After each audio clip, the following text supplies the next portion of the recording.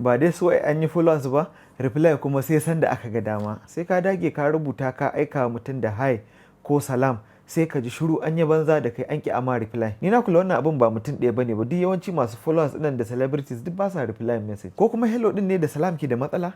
Bara nuna muku wani abu. Yanzu misali a ce ga mutum mai followers da yawa ko celebrity gashi a nan, wannan kuma duk message ne da aka tura masa. Kowa nan ya ce salam salam salam salam salam salam ko hello. So yanzu a ce wannan ya zo ya reply wannan, ya zo ya ƙara reply wannan, ya yi reply wannan.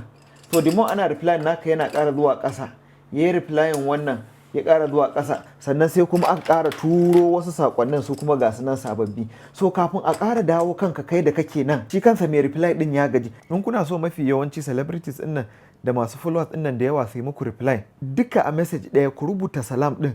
Na farko za ku iya cewa mutum mun ga irin videos ɗin da kake yana taimakawa, ko kuma a bidiyon da kai ya ba mu dariya.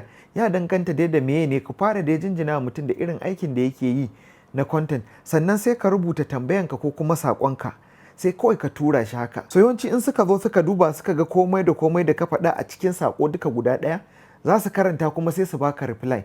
Amma an ka rubuta hi ɗin nan ko hello kawai, mutum ya tura ma hello ko ya tura ma wassalam, shikenan ya gama da kai, kafin kuma ya ƙara zagayowa kanka ai da matsala. Sannan in kuna so ku ga irin abubuwan da mutane ke searching a TikTok ko kuma abin da yake trending a TikTok, ku kalli bidiyo na baya, na yi bayani sosai a kai.